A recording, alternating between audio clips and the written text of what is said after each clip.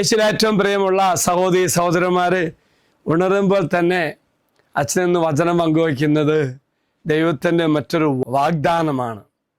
നമ്മുടെ വേദനയും നമ്മുടെ ദുഃഖങ്ങളെല്ലാം കാണുന്ന കർത്താവ്, അതിനെക്കുറിച്ച് ശക്തമായ അവബോധമുള്ള കർത്താവ്, എന്നോട് കാരുണ്യം കാണിക്കുന്ന കർത്താവ്, അതൊക്കെയാണ് ഇന്ന് നമ്മൾ ധ്യാനിക്കുന്നത്, പ്രാർത്ഥിക്കുന്നത്. അതിനെ അടിസ്ഥാനമാക്കിയുള്ള വചനഭാഗം പുറപ്പാടിൻ്റെ പുസ്തകം 3-ാം അധ്യായം 7, 8, 9 വാക്യങ്ങളാണ്. വചനം ഇപ്രകാരമാണ് വായിക്കുന്നത്: ഈജിപ്തിലുള്ള എൻ്റെ ജനത്തിൻ്റെ ക്ലേശങ്ങൾ ഞാൻ കണ്ടു, മേൽനോട്ടക്കാരുടെ ക്രൂരത കാരണം അവരിൽ നിന്ന് ഉയർന്നു വരുന്ന രോദനം ഞാൻ കേട്ടു. ദൈവം പറയുന്നതാണ്.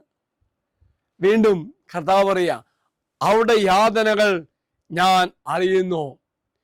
ഈജിപ്തുകാരുടെ കയ്യിൽ നിന്നും അവരെ മോചിപ്പിക്കുവാനും അവിടെ നിന്ന് ക്ഷേമകരവും വിസ്തൃതവും തേനും പാലും ഒഴുകുന്നുമായ ഒരു ദേശത്തേക്ക് കാനന്യർ, ഹിത്യർ, അമോര്, ഫെരീസർ, ഹിത്യർ, ജബീസർ എന്നിവർ അധിവസിക്കുന്ന സ്ഥലത്തേക്ക് അവർ നയിക്കുവാനാണ് ഞാൻ ഇറങ്ങി വന്നിരിക്കുന്നത്. Praise the Lord, praise the Lord. അപ്പോൾ പ്രിയമുള്ളവരെ, കർത്താവായ ദൈവം ഈ പ്രഭാതത്തിൽ നമ്മോട് പങ്കുവയ്ക്കുന്ന ദൈവത്തിന് വാഗ്ദത്തം എന്താ?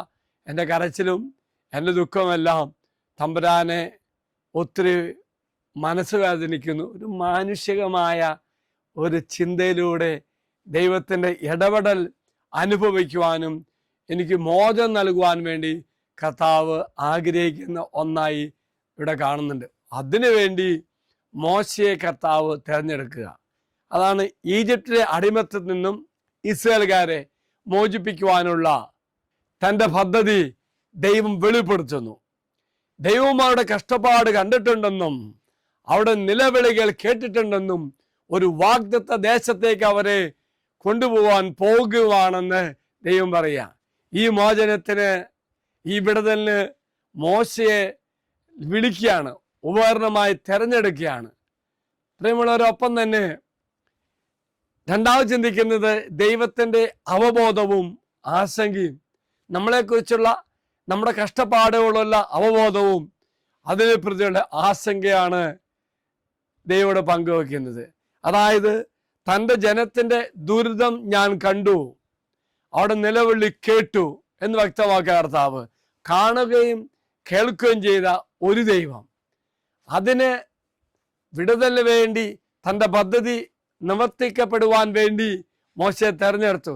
എങ്കിൽ പ്രിയമുള്ള സഹോദര സഹോദരി, ഈ ദിവസം ദൈവമായ കർത്താവിൻ്റെ വാഗ്ദാനം ഓർക്കുക. നിന്റെ നിലവിളി കേൾക്കും, നിന്റെ കണ്ണുനീർ കാണും. ഏതെല്ലാം തരത്തിൽ ആരെല്ലാം ഇന്ന് വ്യത്യസ്ത മേഖലയുടെ കടന്നു പോകുമ്പോൾ ഓർക്കുക, ജോലിക്ക് വേണ്ടിയോ പഠനത്തിന് വേണ്ടിയോ സാമ്പത്തിക മേഖലയ്ക്ക് വേണ്ടിയോ എന്തൊക്കെയാണ് നിന്നെ ഭാരപ്പെടുത്തുന്നത്, നിന്നെ ഭാരപ്പെടുത്തുന്ന നിന്റെ മനസ്സിൻ്റെ ഭാരം കർത്താവ് കാണുകയും നിന്റെ കണ്ണുനീർ കാണുകയും നിന്റെ കരച്ചിൽ കേൾക്കുകയും ചെയ്യുന്ന ദൈവമാണെങ്കിൽ, പ്രിയമുള്ളവരെ, നമ്മുടെ കഷ്ടപ്പാടും നമ്മുടെ വേദനയും നാം മാത്രമല്ല അനുഭവിക്കുന്നത്. ദൈവത്തെ ഭാരപ്പെടുന്ന ഒന്നായിട്ട് കർത്താവ് പങ്കുവച്ചില്ലേ, ദൈവം പങ്കുവച്ചില്ലേ? എങ്കിലും ഓർക്കുക, ദൈവസന്നിധിയിലേക്ക് ഞാൻ സമർപ്പിക്കുമ്പോൾ തന്നെ അതിനു മുന്നേ തന്നെ കർത്താവ് അത് കാണുകയും കേൾക്കുകയും ചെയ്യും. എങ്കിൽ പ്രിയമുള്ളവരെ, അതിന് മോചനമാകുവാൻ വേണ്ടി ദൈവം ആരെയും തിരഞ്ഞെടുക്കും, നിനക്ക് വേണ്ടി തിരഞ്ഞെടുക്കും. ഒരുപക്ഷെ നിന്റെ ഭവനത്തിലെ വിടുതലിന് വേണ്ടി മോശയെ പോലെ നിന്നെ തന്നെയായിരിക്കും തിരഞ്ഞെടുക്കുന്നത്. എങ്കിൽ നമുക്ക് പ്രാർത്ഥിക്കാം. കർത്താവേ, ഈ ദിവസത്തെ ഓർത്ത് നന്ദി പറയുന്നു. മോശയെ പോലെ ഞങ്ങളുടെ വിടുതലിന് വേണ്ടി ഒരാളെ ഉയർത്തണമേ. എന്നെ തന്നെയാണെങ്കിലും എനിക്ക് ശക്തി തരണമേ. ദൈവമേ, ഞാൻ തിരിച്ചറിയുന്നു, എൻ്റെ ഭാരവും വേദനയും ദുഃഖമെല്ലാം കാണുന്ന ദൈവമേ, എൻ്റെ മനസ്സിൻ്റെ ഭാരങ്ങൾ തിരിച്ചറിയുന്ന കർത്താവേ, ഈ ദിവസം അങ്ങ് എനിക്ക് വേണ്ടി പ്രവർത്തിക്കണമേ. ദൈവം എല്ലാവരും അനുഗ്രഹിക്കട്ടെ എന്ന് പ്രാർത്ഥിക്കുന്നു.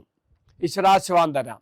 നമ്മുടെ കർത്താവായ ഈശോമിശിഹായുടെ കൃപയും പിതാവായ ദൈവത്തിൻ്റെ സ്നേഹവും പരിശുദ്ധാത്മാവിൻ്റെ സഹവാസവും നാം എല്ലാവരോടും കൂടെ ഉണ്ടായിരിക്കട്ടെ, ഇപ്പോഴും എപ്പോഴും എന്നേക്കും. ആമേൻ. ഒരു നല്ല ദിവസം എല്ലാവർക്കും ആശംസിക്കുന്നു. എല്ലാവരും കർത്താവ് അനുഗ്രഹിക്കട്ടെ.